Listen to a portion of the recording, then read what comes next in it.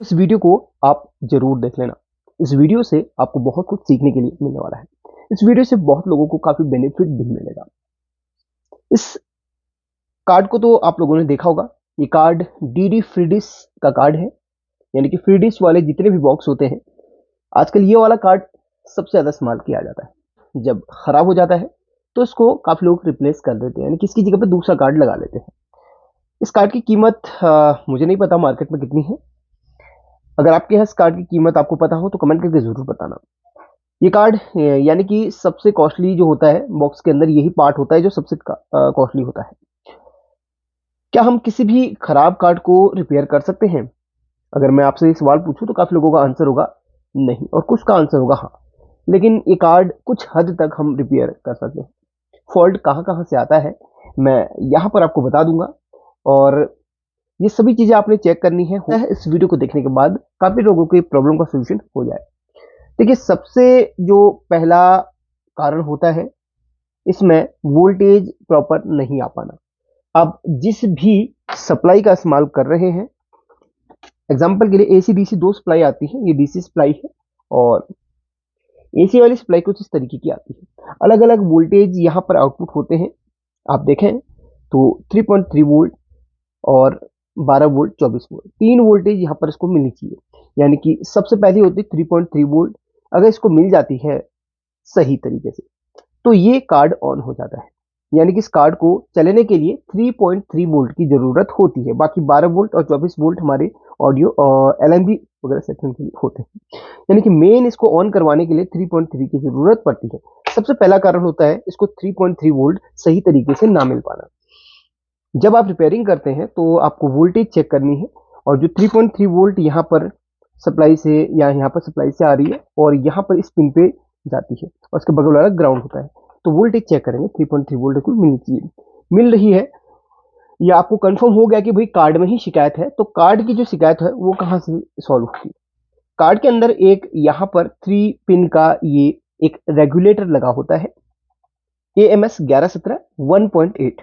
यानी कि ये इसको अगर 3.3 वोल्ट यहाँ से मिलता है तो ये रेगुलेटर रेगुलेट करता है, उसके बाद ये 1.8 वोल्ट आउटपुट करता है। यानी कि ये 3 वोल्ट को रेगुलेट करके 1.8 वोल्ट बनाता है। तो जब आप इस कार्ड पे वोल्टेज चेक कर रहे हो तो इसकी जो टॉप की पिन है या इसकी जो बीच की पिन है वो इसकी आउटपुट पिन होती है। इसके बारे में एक वीडियो बना चुका हूँ, उस वीडियो को आप जरूर देख लेना। ये रेगुलेटर किस तरीके से रेगुलेट कर कहाँ पर वोल्टेज, तो जैसे आप एक 5 वोल्ट का रेगुलेटर देखते हैं, बिल्कुल वैसे ही ये एक रेगुलेटर होता है और इसमें से इस वाली पिन से आउटपुट होता है या इस बीच वाली पिन से आउटपुट है। यहाँ पर मल्टीमीटर की एक प्रोब आप यहाँ पर ग्राउंड करेंगे और एक प्रोब यहाँ पर रखेंगे, तो आपको मल्टीमीटर पे 1.7 या 1.8 वोल्ट इस रेगुलेटर से आउटपुट मिलना चाहिए। अगर इतना मिल रहा है तो ठीक है, नहीं मिल रहा है तो इस रेगुलेटर को चेंज करें।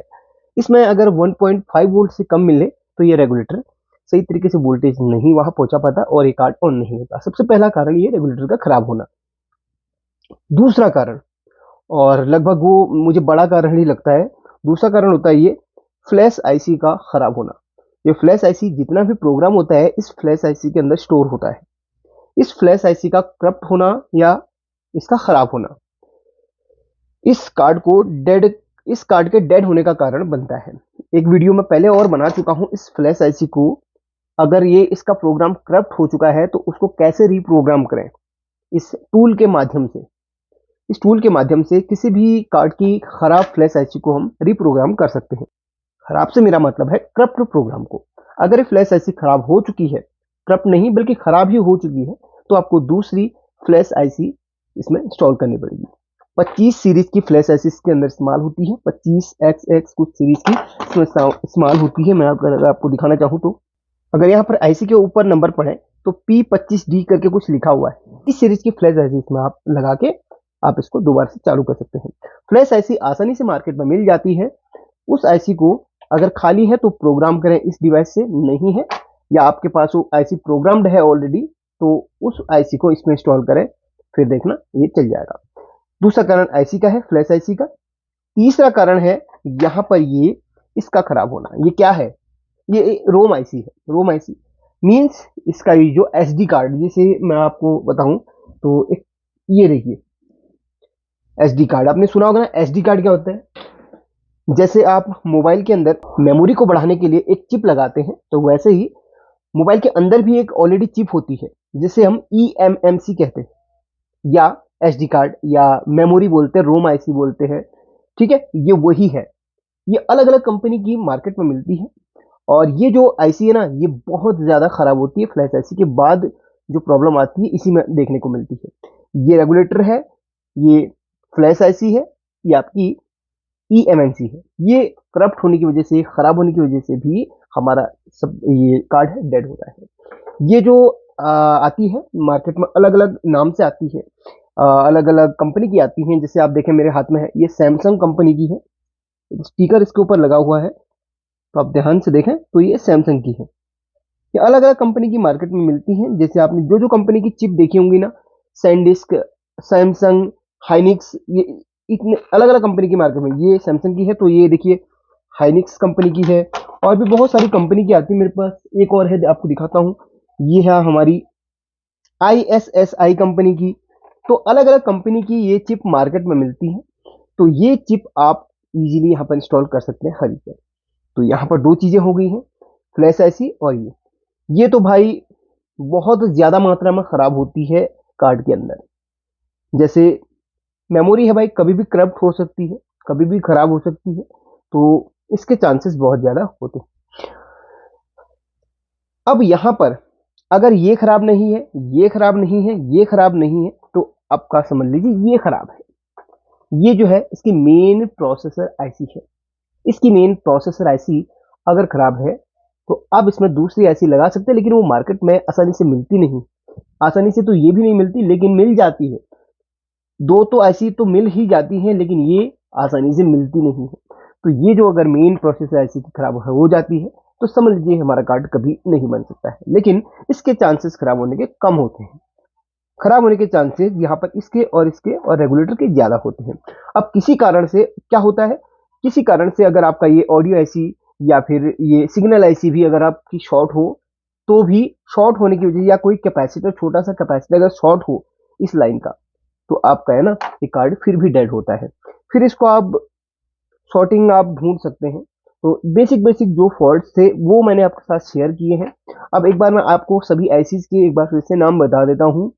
ये रेगुलेटर है, ये इसकी eMMC या इसकी जो रोम आईसी है, ये इसकी मेन प्रोसेसर आईसी है, ये इसका जो है फ्लैश आईसी है, फ्लैश मेमोरी आईसी है, ये इसकी ऑडियो आईसी है। जब ऑडियो वगैरह की जो प्रॉब्लम्स आती हैं, ऑडियो नहीं आ रही है, तो इस आईसी को चेंज किया जा सकता है। इस आईसी को चेंज करने के बाद भी ऑडियो की प्रॉब्लम फिर भी बनती है, तो इसकी मेन आईसी से ऑडियो ही नहीं निकलती, यानी कि मेन आईसी की भी प्रॉब्लम आप मान सकते हैं। ठीक है, अब यहाँ पर क्लियरली मैं आपको बता दूं, इतने सारे फॉल्ट्स में देखने, हाँ कभी कभी ऐसा फॉल्ट भी देखने के लिए मिलता है कि यहाँ पर ये जो क्रिस्टल है वो भी खराब निकलता है। तो खराब क्रिस्टल होने के से भी आपका ये कार्ड डेड होता है। अब यहाँ पर जितनी चीजें मैंने आपको बताई है, जो आपको सबसे सिंपल चीज लगे वहां से काम शुरू करें। सबसे पहले आप रेगुलेटर को चेंज करके देखें, सॉरी पहले वोल्टेज चेक करें। वोल्टेज, रेगुलेटर को चेंज करने की जरूरत नहीं, सिर्फ वोल्टेज ही आपने चेक करनी है। आउटपुट सही बन रही, ठीक है, नहीं तो फिर उसके बाद फ्लैश आईसी को प्रोग्राम करें, या किसी और कार्ड की एक बार लगा के देख लें। अगर आप लोग रिपेयरिंग का काम करते तो लगा के देख लें, फिर भी आपका नहीं आ रहा है तो एक बार इस क्रिस्टल को भी निकाल के देख लें, दूसरा डाल के देख लें। फिर भी नहीं हो पा रहा है तो फिर आप इन आईसी पे काम करें। सबसे पहले आप इस आईसी को निकालें, उसकी जगह पर दूसरी आईसी लगाएं। यहीं से आपकी प्रॉब्लम का सोल्यूशन 101% होगा। इस आईसी को निकाल के लगाना बहुत ही ज्यादा आसान है, बड़ा मुश्किल काम नहीं है। लेकिन इस आईसी को निकालना और लगाना अपने आप में थोड़ा सा बड़ा काम हो जाता है। हालांकि मैंने यहाँ पर बहुत सारे कार्ड, एक नहीं दो नहीं, बहुत सारे कार्ड रिपेयर किए हुए हैं। मैं जरा आपको एक डेमो दिखा देता हूँ। कुछ कुछ रिपेयर कर दिए हैं, कुछ करने बाकी हैं। देखिए बहुत सारे कार्ड है मेरे पास। अभी इसको भी रिपेयर करना है। इसकी तो दोनों ऐसी निकाल के अलग करी है मैंने। और देखिए सर्किट कहीं पर मुझे ढूंढना होता है, तो उसके लिए एक कार्ड को मैंने यहाँ पर पूरा, मतलब इसके सारे कंपोनेंट्स निकाले हुए हैं। और ट्रैक वगैरह ढूंढने के लिए यहाँ से मैंने इसको इस तरीके से ट्रैक करता हूँ, कौन सा ट्रैक कहाँ जा रहा है, कौन सा कहाँ जा रहा है। अगर आप लोग भी देखना चाहे तो क्लियरली यहाँ पर आपको दिखा देता हूँ। इसका स्क्रीनशॉट ले लेना, थोड़ा सा हेल्प आपको मिल जाएगा। इस इमेज से थोड़ा सा हेल्प आपको मिल जाएगा कि कौन सा ट्रैक कहाँ पर जा रहा है। देखिए आई होप कि आपने स्क्रीनशॉट इसका ले लिया होगा। ये आपके लिए थोड़ा सा फायदेमंद हो सकता है फ्यूचर के लिए। कभी आप इसको रिपेयरिंग करें तो कभी ट्रैक वगैरह ढूंढना होता है तो इससे आपको हेल्प मिलेगी। इसको पलट के भी आपको दिखा देता हूँ, डबल साइड यहाँ पर प्रिंट है इसमें, तो ये देखिए। तो ये चीजें हैं, और एक नहीं बल्कि बहुत सारे कार्ड अभी भी मेरे पास हैं जिनको मैंने रिपेयर करना है। किसी की कोई ऐसी खराब है, किसी की कोई ऐसी खराब है, तो ऐसे रिप्लेस कर को, क्योंकि मार्केट में इजीली मिलती नहीं हमारे यहाँ। मैं तो वैसे भी काफी दूर हूँ दिल्ली से, ये दिल्ली में सारी ऐसी आसानी से मिल जाती हैं। अगर आप दिल्ली से दूर हैं तो पुराने कार्ड वगैरह इकट्ठे कीजिए, उनमें से ऐसी चीज आप मैनेज कर सकते हैं। ये थोड़ा सा हिंट आपको दे दिया। बाकी भाई अगर ये वीडियो पसंद आए तो लाइक करके शेयर कर लेना, और ऐसी ही इन्फॉर्मेशन के साथ और नई नई वीडियोस बनाता रहूंगा। अब थोड़ा सा और फिर मैं प्रैक्टिकल वीडियोस बनाने वाला जल्द ही। मैं एक थर्मल कैमरा को आपके सामने दिखाऊंगा, थर्मल कैमरा के थ्रू हम कैसे फॉल्ट को फाइंड कर सकते हैं। थोड़ा सा 2.0 हम लेवल पे चलेंगे, और कुछ और नई जानकारियां इस 2.0 में आपको शेयर करता रहूंगा।